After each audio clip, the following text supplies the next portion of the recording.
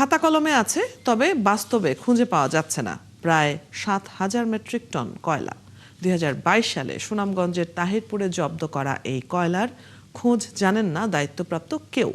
ক্ষতিগ্রস্তদের দাবি, তখনকার স্থানীয় প্রশাসন ও নেতারা মিলে হাইকোর্টের আদেশ অমান্য করে চোরাই পথে বিক্রি করে দিয়েছে তাদের কষ্টার্জিত সম্পদ।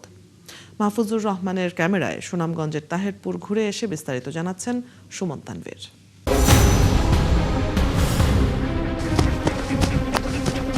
সুনামগঞ্জের তাহিরপুর উপজেলার ভারত বাংলাদেশ সীমান্তের কাঁটাতার ঘেঁষে কিছু মানুষের কর্মকাণ্ড পর্যবেক্ষণের এক পর্যায়ে পড়তে হয় এমন পরিস্থিতিতে গণমাধ্যমের উপস্থিতি টের পাওয়া মাত্রই দৌড়ে পালায় তারা। কালার এক্সপার্ট ডার্ক স্যাপ এবং মাইল্ড অন হ্যান্ডস টেকনোলজি সমৃদ্ধ অরিক্স অ্যাডভান্স ডিটারজেন্ট পাউডার, আপনার লন্ড্রি এক্সপার্ট। কারা এরা? সীমান্তের এই কাঁটাতার ঘেঁষে তাদের কাজই বাকি। ওপারে যে বড় বড় পাহাড় দেখা যাচ্ছে তার পুরোটাই পাথর আর কয়লার খনি।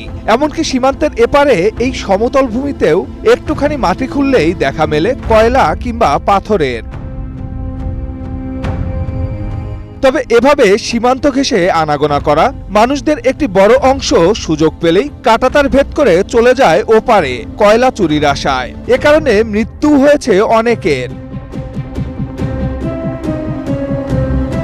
তবে আরেকটা বড় শ্রেণী রয়েছে যারা এই কয়লা সংগ্রহ করে জাদুকাটা নদী থেকে। মেঘালয় পাহাড়ের ঢলের পানিতে ভেসে আসা কয়লা তাদের জীবিকার একমাত্র মাধ্যম। 300 টাকার কাম করি সারাদিনে, অতদিন তো এক বস্তা কয়লা তুললে 400 টাকা বেচতে পারছি। জীবনে হয়রানি হইছে না, যা হয়রানি হইতেছে গাঙ্গের মাঝখানে মাল তুলি, এরপরে মানুষ ধরে লয়ে থাকা। পাথর উড়াইতাম, পাথর উড়াইলে কয়েকটা টানা চলে নদী নিয়ে, আমরা পাথর উড়াই বেচতাম পারি না। কয়লাও তো আছে, কয়লাও তো উড়ানি সমস্যা। ফুসে না, মানে 300, 350 এসব ফুসে না। সীমান্তের অন্যান্য বিষয়ে নজর কম দিলেও এমন হাড়ভাঙা পরিশ্রমে সংগৃহীত কয়লা নিয়েই যত সমস্যা প্রশাসনের। এখানকার বেশ কিছু মানুষের সঙ্গে কথা হয় টিম 71-এর, যাদের সবারই সংগৃহীত কয়লা জব্দ করে নিয়ে গেছে প্রশাসন। কাম করতে আগে ওখানে বড় পুরি হচ্ছে এই মাল নিয়ে, এই কয়লা কই গেছে, কই কয়লা নিচ্ছে, এটা ওখানে পেতেন কেনা। কোনো সব সব আয়সাত শেষ করছে এরপরে আবার এটা আবার কিভাবে একটা চক্র মনে করো রাইতের আধারে পুলিশ প্রশাসন পক্ষে নিয়ে আইরা এটা আবার এরা পাস দিচ্ছে। বিগত সরকারের যে লোকটি আসিল, ওরাই কয়লা লইয়া কয়লা জব্দ করাইছে, আবার ওরাই চুরি করে বেচালাইছে। আমরা গরিব মানুষ তুলি বেচতাম, তখন আমরা বেচতারি না, হেরাও কিনে নিতারে না। এই জব্দকৃত কয়লা কোথায় রাখা হয়েছে, কোন উদ্দেশ্যেই বা হতদরিদ্র এসব মানুষের কয়লা জব্দ করেছে প্রশাসন? খাতা কলমে অবশ্য সরকারের রাজস্ব বাড়ানোর কথা বলা হয়েছে। সরকারের কোষাগারে কি জমা পড়েছে সেই অর্থ? যখন নিলামী বিজ্ঞপ্তির জন্য বিভিন্ন শিল্পপতিরা কয়লার ব্যবসায়ীরা ওই নিলামে অংশগ্রহণ করে ঠিক এই জায়গাটায়, আমাদের ঠেকাগার সার্কিট হাউসে এখানেই নিলাম বিজ্ঞপ্তিটা হয়। আপনার নিলাম বিজ্ঞপ্তিটারও ওইটারও তারা বানচাল করার পরবর্তীতে এটা আরেকটা ডেট হয় যে এটা পরবর্তীতে এটা আবার নিলামে তোলা হবে। আর এরপরে যখন একটা গ্যাপ তৈরি হয়, ওই গ্যাপটাতে ওই চক্রগুলো মিলা রাতের আধারে সবগুলো আপনার বাংলা কয়লা রাতের আধারে পাচার করে নেয়। জব্দকৃত কয়লার একটি নিলামের দরপত্র পায় টিম 71, তবে উচ্চ আদালতের নিষেধাজ্ঞা থাকায় তৎকালীন সময়ে সম্পূর্ণ হয়নি সেই কার্যক্রম। তাহলে জব্দকৃত সেসব কয়লা এখন কোথায়? গত 2 বছর আগে এটাতে যখন আওয়ামী লীগের এমপি ছিলেন মোয়াজ্জেম হোসেন রতন এবং এখানে ইউনো ছিলেন আমাদের রায়হান কবির তাহিরপুর উপজেলার, তারা আমাদের কাছে একটা ভাগ চাইছিল। তো আমরা পরে বললাম যে এটা সে নিম্ন আয়ের মানুষরা এটা উঠায়, আমরা এটা কিনে রাখি, কিনে আমরা এটা ব্যবসা করি। কিন্তু তারা এই ভাগটা না দেওয়াতে পরবর্তীতে তারা এটারে জব্দ করছে কয়লাটা। মূলত কাগজে দেখাইছে 5,800 মেট্রিক টন, আসলে 20,000 মেট্রিক টন কয়লা ছিল। এই কয়জনে মিলে এটার গায়েব করে দিচ্ছে। আপনার কাগজ দেখেন এখানে কয়লা নেই, কয়লা তারা বিক্রি করে চলে গেছে।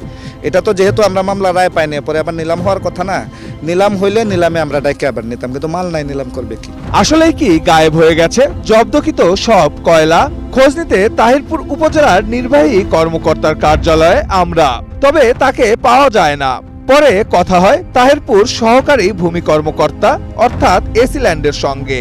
জানি না, কোনো একেবারে অবগত না। যে কয়লাটা জব্দ করা হয়েছে সেটা প্রশাসন কিংবা আপনাদের কর্মকর্তাদের অগোচরে চুরি হয়ে যাবে এরকম হওয়ার তো সুযোগ নাই, মানে কথা না আর কি, আইনগতভাবে। কোটি টাকার জব্দকৃত কয়লা কি তাহলে সত্যি ব্যক্তি উধাও হয়ে গেল, যার নেতৃত্বে 2022 সাল থেকে এই কয়লা জব্দ করা হয়। এবার সেই কর্মকর্তার মুখোমুখি হতে চাই আমরা। খোঁজ নিয়ে জানা যায়, তাহিরপুর উপজেলার সেই নির্বাহী কর্মকর্তা এখন নারায়ণগঞ্জের জেলা প্রশাসক। তার কাছে টিম 71-এর সহজ প্রশ্ন, 7000 মেট্রিক টন কয়লা গেল কোথায়? না, বিক্রি হয় নাই তো। নিলামের যেদিন নোটিশ করে, যেদিন নিলাম হওয়ার কথা, সেই দিন তো নিলাম করতে পারলাম। তারপরে কয়লাটা কই গেল? এইটা অবশ্য সেটা আমি তারপরে ছিলাম তো 7-8 দিন, বললাম। এই কয়লা যদি এখন কোনো অস্তিত্ব খুঁজে না পাওয়া যায়, এই দায়ভার কার উপর বর্তাবে আসলে অ্যাকচুয়ালি?